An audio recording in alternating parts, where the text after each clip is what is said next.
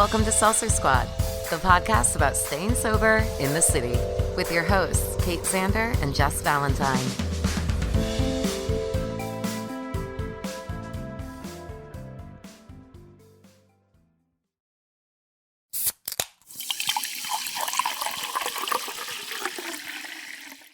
Jess, what do people do if they want more Seltzer Squad? Oh, well, it's pretty easy. All they have to do is become a Patreon. Patreon? A patron? A Patronus? A patron on our Patreon. If you want to be a Princess FOMO, you'll get early access to our episodes every Wednesday instead of Friday. If you want to subscribe to our middle tier, Former Hot Mess, you will receive the bonus monthly audio episode and early access to episodes. And if you indeed are the slickest bitch around, you will get early access, monthly bonus episodes, and you will be able to see all of our episodes now in video format. This is truly a labor of love, and we want to keep it going. So help support us at patreon.com/seltzersquad. Jess, are you listening to any good books? Right now, I'm actually listening to an Audible exclusive podcast. Ooh, I'm listening to Blackout by Sarah Hepola. Oh, I listened to that one back in the day. I mean, I'm a huge proponent of Audible. I love listening to Quitlet or really any book. But did you know, Squad, that you can use our discount code to get a free month of Audible? Meaning you get a free book if you sign up. That's right. Just go to audibletrial.com/seltzersquad and get a free month on us. I actually just signed up myself using it. We're live.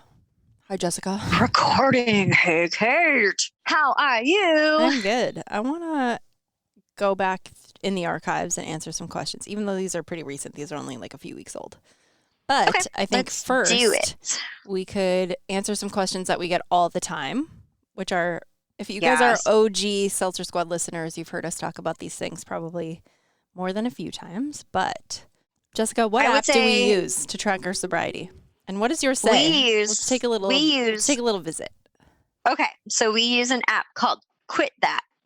So let's see. Mine says I am 1,052 days since I quit alcohol, which was September 10th, 2018.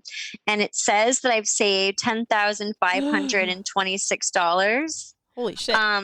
Yeah, but it was definitely more than that. Oh, of course. I've definitely saved more because I remember when I redid this again, I put it like at a lower, like how much I put in, like, because I think I put $15 a day or something. Yeah, just like like 2 low. happy hour wines. Yes. And also, like, that also doesn't count for every time I buy cocaine, which was $100 a vial for when I was getting it. So I've definitely saved over 10 grand, which is pretty sick. But I believe that Laws from Brutal Recovery, her app Reframe, I believe that also has a counter, like a sober counter on it. There's so many apps that have this. We get that question like all the time. And I feel like the amount of time it took someone to like find our email and email us, they probably could have just. Well, maybe they want the one that we use. Fair enough. Are you ready for this? 1,984 days since I quit the drank is what I put. The drank. Wow. And I have saved $79,371.09 since February of 2016. Shit. And I've definitely spent it. That's insane. Definitely. Yeah. 2,800,000 minutes since I drank. Tells you the minutes? Yeah, it tells you everything if you click on it. It goes into like 65 months. I never knew you could do that. Yeah. And then it tells you like the official time that you put it in. I guess I quit drinking at 7:00 in the morning. So that's helpful. Oh my God. Yeah. 14 hours. Yeah. Oh, I see. Isn't that crazy? Wow. Yeah, that is insane. It's creepy to think about time like that. 283 weeks. Ew. Makes me feel old. So that is the app that we use. Another question that we get often is, where can I find more communities, podcasts, blogs? And we created a while ago a tab on our website called Resources that list out like a bunch of relevant, other communities, people to follow on Instagram. And that's I wouldn't say it's like up to date, but it's like pretty updated with a bunch of sober resources. There's a ton of Quit Lit in there. There are blogs, there books, is. resources, communities, podcasts to I listen think to. So check it out. I think that when we do like interviews and stuff, often our guests have resources Sure. like Angela from like, Addiction Unlimited and like I said, Laws. So That's always in the sometimes show those are notes, too. sprinkled throughout our episodes. Absolutely. But our resource page is always a good pace. And then anybody that's that my we've word. interviewed, there's always the information on Instagram with them tagged and all of their stuff. So yeah, check that out if you're looking for more. Also, another question that we've been getting a lot, I've noticed in the emails, which we have brought up kind of on a recent episode, but people are like, I can't find the first like X amount of episodes. Go to our website or go to Spotify. They're all on Spotify. They're just not on iTunes right now. So go to Spotify. We're still in a war with iTunes. Yeah, that's where I listen to my podcast anyway. We are completely up to date, I believe, on Spotify. So just go there rather than iTunes. Yeah. All right, let's get into it. Yeah. Can you think of any other like questions that like are common? I don't. Those are the ones that we get the most often. Yeah. Okay. I'm going to read Jay's. Okay. Newbie listener, I binged listened to all the podcast episodes. I remember you talking about how it would be helpful to think about all the things you love to do before you started drinking. Music and dancing has always been a big part of my life, and I'm struggling to find it fun while sober. I know I'm not missing out on anything when I'm out with people who are drinking and dancing with me, but my brain seems to somehow always go to that thought. My question is, do you have any tips on how to still enjoy an event without always thinking, is someone else having more fun than me? This question alone makes me feel dumb AF. I'm with supportive people I'm super comfortable around, yet it somehow still feels awkward. Do I push through the awkwardness and eventually I'll feel comfortable? I used to dance my ass off and sing like an idiot without a care in the world without being sober. I'm an extreme extrovert, so I don't know why this is so hard for me. I'm not trying to party my ass off until 6 a.m. while sober. I just want to enjoy a wedding and not feel awkward. What the fuck is wrong with my brain? I feel like you have good advice for this. You're better at this than me. Like your hot dog wedding. You love that hot dog wedding. You had so much fun. It was so nice to see. Yeah. And it's funny because the way that wedding was set up, the DJ and like dance floor were in one room and then like all the tables were in another. And the bride, I was actually just talking to her last week and she's like, yeah, I thought that it would be good because I just thought it'd be nice to have that separation. But it actually ended up being like weirder for people to like leave their table. You know how it's like usually when the tables like are around, barrier, it's easy yeah. So that's a good point. I would agree. In the beginning, there was like no one dancing, and my favorite thing to do, at least when I was drinking, was dance. And so, like, obviously, that's the best part about going to weddings is dancing and having fun and being goofy. So me and my friend, who was my plus one, we were just like, fuck it. Because we liked all the music that the DJ was playing. We just danced and like didn't care. We were dancing stupid. And then like other people started like slowly dancing and stuff. And one girl was like, I want to dance with you guys because you guys look like you're having so much fun. Yeah. And it's like, we were. And it was like so stupid. But we just like weren't taking ourselves seriously. And I don't know if I'm like wrong, but I feel like when you're drunk and dancing, you take yourself way more seriously. Like you're trying to look cool and like, I don't know. You know what I mean? Yeah. Maybe I think I'm now wrong. I will go out and dance if I like the song and I'm like feeling it. I'll go dance. But then I also am able to like sit one out if I'm not feeling the song. Where if I was drunk, you wouldn't be able to get me off the floor. Like I would be like, you know, a mess through all of the songs. And now I feel like if I'm feeling it, I do it. And I do think that there's like that moment still when I'm sober about 10 minutes before the song ends where you're like, oh, I kind of feel dumb now. Like, but it passes. And I don't know if that was not there or if I just wasn't able to recognize it when I was drunk. But I think everybody feels that way. Sometimes songs are just too long. Yeah. Definitely. You know what I mean? See, I'm opposite than you. I would be like audibly like, oh. Yeah. This song sucks. Right. And be like, I'm going to get another drink or I'm going to pee. Yeah. So I would say, and then also maybe find sober things like I know of at least people that we know who have like hip hop dance fitness classes where you can like, it's like a fitness thing, but you go and you dance to hip hop music. So I feel like that could be another creative way where, usually people aren't drinking before they go to things like that, where you could maybe just change the environment, but not the activity. So, or like dance classes or like in general, probably. Yeah. Join a hip hop dance crew. It's like something I've always wanted to do. Really? Yes. That's hilarious. I love hip hop dance crew videos. And I'm like a bad dancer, but I enjoy it. Yes. I like enjoy it's it so as well. silly and fun. But I don't know. I just like I feel like for me it's also like who I'm with.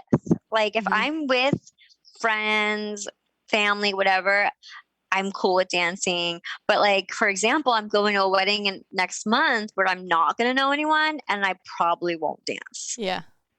Sometimes I feel like I can dance more in those environments though, because I don't know anyone. And I'm like, who cares? Right. But Cam doesn't dance. Yes. If she danced, then maybe like we could dance together and be silly. But I don't know. I mean, we'll see how it goes. She needs to dance because I want her to dance at our wedding. Right. But her friend made fun of her dancing once and she's never danced since. Anyway, so Kate's put herself on mute because she's dying. She's coughing and dying. So yeah, I don't know. Just dance anyway. I think you're always going to be like, is that person having more fun than me, whether it's dancing or not? I think that is like a sober just awareness that you have, but it doesn't mean that it's true. I think it's just something to be aware of and be like, everyone is only worried about themselves almost all of the time. So yeah, you should dance like no one is watching. And also like, it's weird. Like, I don't know. Like, would you care if the person next to you dancing was having more fun? No. Like that shouldn't affect your like. I think there's maybe a moment where I'm like, oh, they're really like letting it rip, I'm like, oh, that's nice to see. But I don't think about like the level of fun they're having versus the level I'm having. I think I'm just a little bit more aware of, I'm like, do I look stupid? But I think it's like you did anyway, even when you were drunk, you just didn't care. So why do you care now? Just let it go. Who cares? Yeah, no one cares. That's me too. No one cares. And I can say from the other side, like, I would much rather be a sober dancer and look goofy versus being like the hammered girl that everyone knows looks insane. And you're like, oh, remember when we went to that wedding and there was that fucking hammered girl? Like, yep, 100%. You don't want to be that. So yeah, think about all the weddings you went to. I can't remember anyone dancing except the people that were drunken assholes. Yes, that's Kate. That is just like the best. Yes, like. And you don't remember them fondly. You remember them like they were a mess. So you remember like that person was having so much fun. It's like that person was an asshole. Yeah. Like she was taking up like the whole fucking dance floor, bumping into people. She spilled her drink on my dress. Yeah. Yeah. She was barefoot, the whole thing. Yeah. All right, I'm going to read S, the next one. All right. Hey, Jess and Kate. I love your podcast. I am recently sober as of June 2nd, 21. Woo. That's recent. That's very recent. And had a couple of questions for you. Although I have walked away from alcohol, I struggle with an eating disorder. I know you talk a lot about falling back on smoking and eating and other things when you first get sober. However, I struggled on and off with food for a very long time. Do you have any advice on not letting one dangerous addiction replace the other? They both suck hardcore and both are life-threatening for me. Also, I wanted to say a huge thank you to Jess. As a recently sober lesbian dancer at a strip club in Austin, I would say I felt fairly doomed in my love life. And hearing about you and Cameron gives me so much hope. Oh, that's really cute. I find your story relatable. But any suggestions on where or how to meet other girls outside of the club? Being in the service industry scene in Austin, Texas, and trying to meet a girl who isn't binge drinking all the time and who is cool with me being a dancer at a strip club seriously seems impossible. Anyway, I'm at work for at least 4 days a week, obviously. Alcohol is a huge and unavoidable part of the club. I love my job for the most part and have done great at staying sober during these couple of shifts I've worked. Do either of you have any tips or advice in staying vigilantly sober in the club? Thanks so much. Still binging your podcast as well as The Sober Gay. Both have been imperative in keeping my mind in the right place. I can't thank you enough for, and please keep doing what you do. So there was a couple questions there. A, working in a club like full of alcohol has got to be That's funny that we were just talking about dancing sober. When like she literally like dances for a living. That's, I don't know. That's going to be so hard. Like, I also feel like it doesn't help with the other issue, which is the eating stuff, because you're on display and how you look is a very large part of, mhm.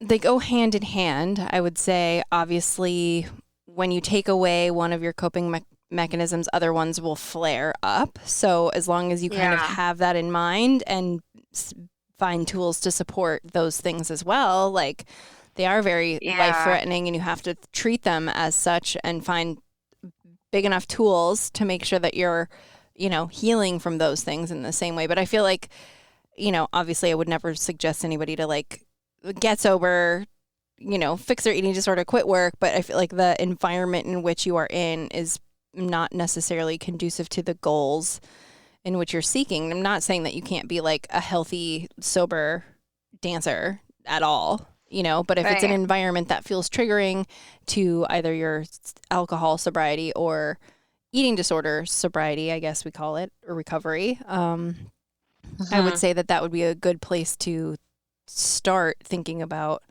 how to, maybe remove yourself. Like for me, bartending was hard sober. I also felt on display while I was bartending, and so doing that sober, made other things flare up. It made me smoke more. It made me control food, use food as a mechanism for numbing, something that I've struggled with on and off for most of my life. Yeah, it's hard because but therapy for me has helped. Like it's helped calm the eating stuff as well. Because we work on both of those things in therapy, as well as the alcohol and the smoking and all the other vices, the workaholism, because it all just like transfers. If it's not shopping, it's eating, it's smoking, it's drinking, it's... Yeah. I mean, the good thing is she's got the self-awareness. Totally. Like, so that's great. You're like ahead of the game as far as that's concerned. It's like Kate said, you kind of are in the perfect storm. It's, like you've got alcohol in your face, your job. I mean, a lot of it has to do with your physical presentation. Yeah, that's really tricky. Because I don't know anything about, I don't want to put any 2 cents on like how to deal with eating disorders or anything like that, because I'm definitely not as well versed. I mean, I've had my own like shit that I've dealt with that, but not like, it's never been like a huge part of my life. So I don't know if you're in therapy, but if you could be, that would definitely be something to help. Or maybe there's like ED support groups online or something like that you can do just to kind of keep yourself in check. But I mean, it sounds like you already kind of are. I think you're just kind of struggling with the environment that you're in, which totally makes sense. I mean, that's tricky. And Austin is a big ass drinking fucking city. So, I don't know, because it's hard. It's not like, I don't know. She just has like so much going on. I mean, in the end, she just wants to get sober. Right. But she's like afraid of the other thing acting up. So, I mean, you got sober like a month ago, it sounds like. So I'm curious where she is now, and within this month, if it's calmed down or anything like that, like how she's feeling, because it's also like you're in the thick of it. Like you just feels started like whack-a-mole at the beginning. Right. So I think you just kind of like figure it out. And like you said, you've had like a good couple shifts, and like, that's all you can do is like go into work, one day and be like, okay, I'm going to get through this shift without drinking, blah, blah, blah, get through it. Like, just take it like one day at a time, as they say. But seriously, like take it one day at a time. And like, also, since you're aware of, of the eating disorder, like flaring up, just like stay on top of that. Like, I don't know what kind of coping mechanisms you have for that, but maybe just like be just on top of that as well. As far as the like meeting people outside of that toxic environment, which is also very hard, because I was also only like around drinkers and this and that. I was like on Tinder, and what I did was I would not swipe.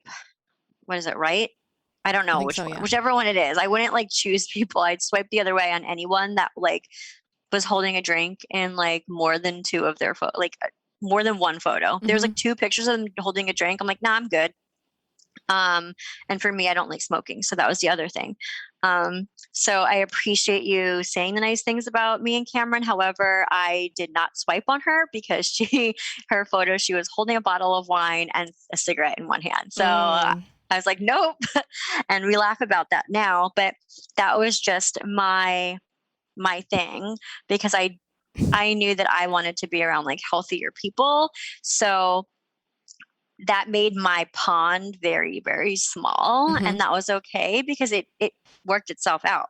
But you just have to like stand your ground with that, I think. I know on like OkCupid and stuff, I believe you can choose like, no, I don't want anyone who smokes, or I don't want anyone who drinks. Yeah. Sure. So I think you can filter through that. So that's kind of what I did. And I don't know, I guess I just like, yeah, meeting people in the club is obviously not necessarily gonna be the best option. So unfortunately, I think taking that annoying step of putting yourself out there on other platforms is what's probably gonna attract the best girl for you.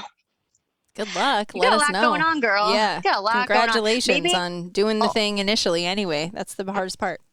Also, I would like to add that when I got sober, I didn't allow myself to date. I gave myself a year.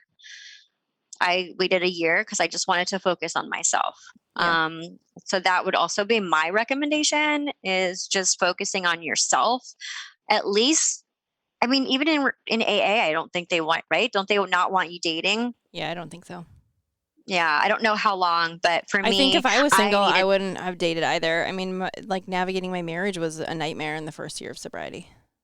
Yeah, you need to focus on yourself, get yourself where you want to be, and then you can kind of decide what type of person you're ready for. But again, this is just my opinion. But we wish you the best of luck, and we would love an update. Yes. And congrats Good luck on making the choice to get sober. Hell yeah.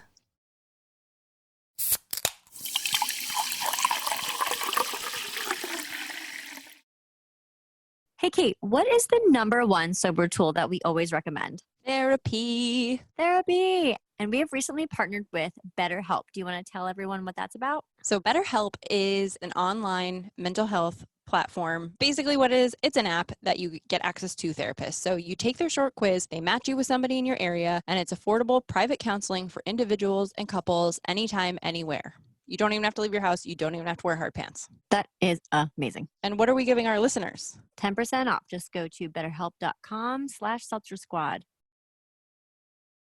Jess, what's another way listeners can support the pod? You know, the best way that someone can support our podcast, besides from joining our Patreon, is to also treat themselves to sober treats, because we have a whole merch store. From Princess FOMO to Former Hot Mess, we've got you guys covered. Check out seltzersquadshop.com to treat yourself to something sober while supporting the pod. Okay. I'm going to read Jay. Okay. Thank you for putting your podcast out in the world. It's been a great resource for me. I am in teeny baby sobriety. One thing I'm having a hard time explaining is my choice to my friends. They're supportive / no one is giving me a hard time whatsoever, but I struggle to authentically explain my reasons without seeming judgmental or sounding like I'm criticizing their choices. I.e., I just realized alcohol is literally a carcinogenic poison whose PR team has well and truly fucked us all. It's just a bit of a buzzkill, I guess.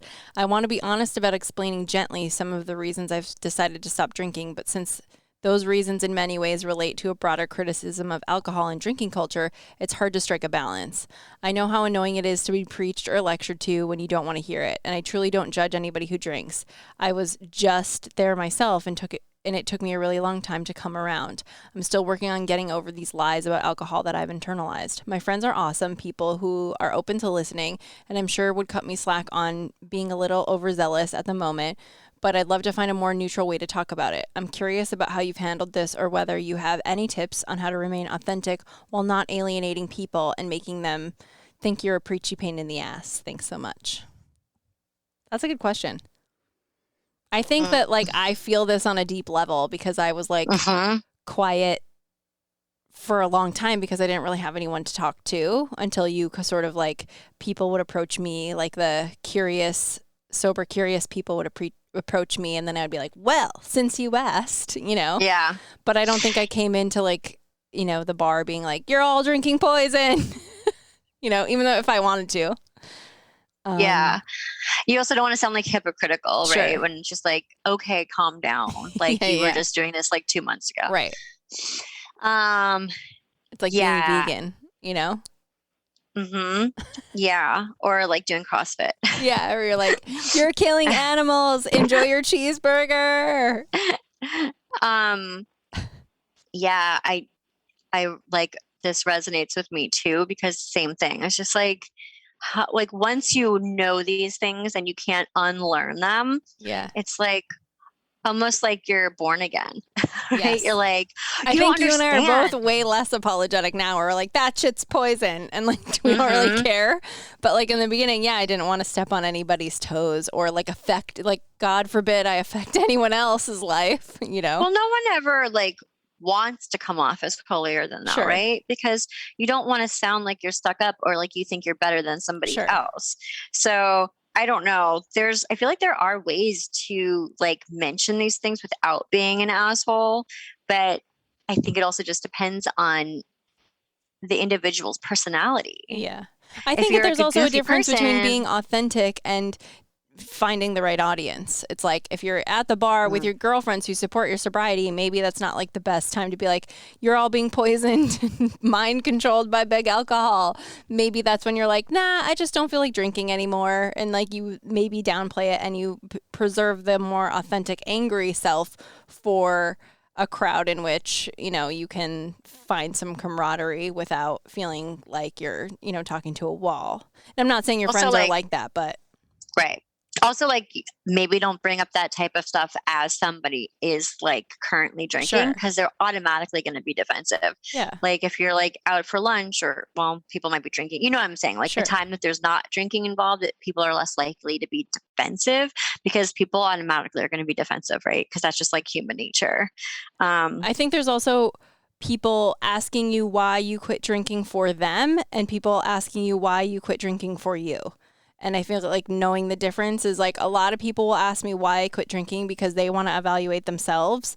But there's rarely when I'm out or with friends on like a, day-to-day level, will they be like, but why did you quit drinking? Like what was going on? Like they don't always really want to know why I did, but they want to know why I did so that they can measure themselves quickly. Yeah. And I'm not saying, again, like your friends are doing that, but I feel like maybe in those maybe a one-on-one is a little bit better where like I remember like having one-on-ones with most of my super close friends, whom all still drink, by the way, and just being like, I had crippling anxiety. This is ruining my life. Nothing good is coming from this. I'm fighting with my husband all the time. I like got drunk and got lost for 8 hours the last time I drank. Like it just wasn't a good deal. And I could be more authentically like myself and speak, what happened to me. But I don't like lead with that when like, acquaintances ask me why I don't drink. I'm just like, I don't anymore. And I wait for a more open audience. Yeah, that's the thing is like some people will be interested in like learning and some people like are not going to want to hear it. So like you said, like knowing your audience. And I think like communicating your why is important if you're not like get on a preachy level because like you knew I didn't drink. I didn't obviously preach that I stopped drinking poison to you. I was just like, it wasn't good for me. Like, I don't drink anymore. I probably didn't even really go into it that much with you. You just kind of knew on a surface level, Kate doesn't drink anymore. Yeah, I don't even remember. But then when you quit, then you called me and you were like, tell me more. Like, I want to know like what's going on because I think some of the same stuff is happening to me. And then we were able to like connect more authentically than initially. Yeah, that's a good point. Like when you were saying how some people will ask for them and some people will ask just to be polite or like just to like be like, what the fuck? Right. So yeah. So it's like, does she want to be telling everybody like all of the statistics or I guess it's just like when it's a newfound information and you like want to share it with people, but I feel like you'll figure out the people that you can share it with and the people that you maybe can't. if you like have a sober, curious person, or even just like a sober person, y'all can talk shit about it like together, which is also nice. Like you can realize like how dumb it is and kind of camaraderie. But yeah, no, I get it. I definitely went. Also, I feel like this is a phase. Not that you'll ever not going to feel that way. I'm just saying like there was a moment, like a good couple, like month or two where I'm like, I was like angry about it. And I wanted everyone to know how gross it was and how, like they were doing to their bodies and how stupid it was. But it also passed. Also, I feel like a good book to read if you haven't read it is Holly Whitaker, Quit Like a Girl or Woman. That might make her more mad. It might, but there's lots of information. True. And that's like that's a book you can also like suggest to people. True. However, I feel like that's more of someone who actually wants to get sober or is sober will take more kindly to it because it has a lot of information. And also Annie Grace, This Naked Mind, right? I actually haven't read that one yet, but I know it's chock full of information, which I do want to get around to. I just haven't because I'm behind on my podcast. But I don't know. Maybe if you read, I feel like if you find other people that have read those books, then you can discuss with them and then kind of get out all your frustrations. But that's just me. I don't know. Yeah. I also like feel more confident now, like around new people, and they're like, "Oh, you don't drink?" And I'm like, "Yeah, it's so beat." Like I just sort of like, fuck nah. Like I don't mess around with that. Like what a waste of time, you know? No. It's just like people are so unattractive when they're drunk. Right. It's so But gross. I feel like that can be shaming to people who may, is it? You know. But it is and it's not though. I would be like, ashamed if I met you and you were like, annoying drunk people are so annoying. I would immediately be like in a shame spiral. Like I am that annoying drunk person. And so were you. Yeah, but I was. Totally. But that's the thing is like, if someone feels shame, it's because their own insecurity or like, of course, knowingness. And it's just like, now that I'm on the other side of it, I can like legit be like, oh my God, like think about it. You're like, oh, you're so gross. Like, it's just a very unattractive trait being drunk. And that's like, not everyone who drinks gets drunk. No. So I'm not offending those people. I'm saying people like drunk people are fucking obnoxious and gross and it's unattractive. That's not saying drinkers are, it's saying drunks being drunk. Fair. But anyway, we're getting all riled up. Yeah. If you guys have questions. Wait, isn't there one more? No. Well, did you not? I thought that's what I thought you said one more. Well, got it. Got it. Okay. Sorry, Nat. So if you guys have questions, we would love to hear them. Send them into seltzersquadpod@gmail.com. And maybe we will answer it on the air. It's not really the air because it's a podcast, but the waves on the pod, on the, yeah. All right. Well, until we meet again, Jessica. Be nice to yourself, Katie. Don't forget. Hangovers suck.